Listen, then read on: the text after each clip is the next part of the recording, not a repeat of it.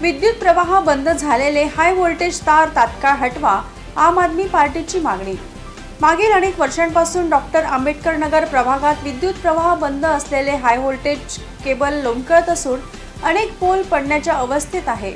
भविष्यात त्यामुळे मोठी जीवितहानी होऊ नये म्हणून याबाबत पीडित जनतेने आम आदमी पक्षाचे राजू कुडे यांच्याकडे तक्रार केली आहे।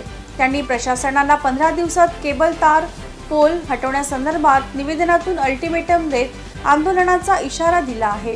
यावेळेस आपचे युवा जिल्हाध्यक्ष राजू कुडे, युवा संघटन मंत्री मनीष राऊत, महानगर संघटन मंत्री संतोष बोगचे, अल्पसंख्याक अध्यक्ष जावेद सय्यद, महानगर वाहतूक अध्यक्ष जयदेव देवगडे, युवा उपाध्यक्ष अनुप तेलतुंबडे, प्रशांत रामटेके आदी उपस्थित होते।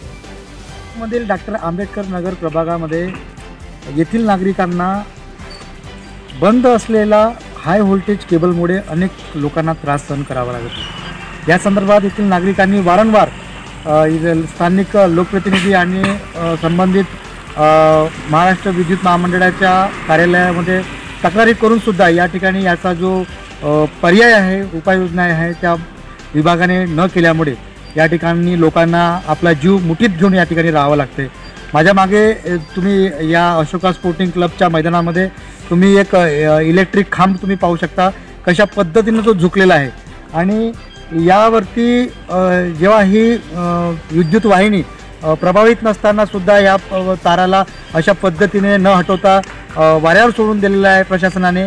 तर आम आदमी पार्टीकडे येथील नागरिकांची तक्रार आल्याने हा मुद्दा आम आदमी पार्टीने आपल्या हातामध्ये घेतलेला आहे।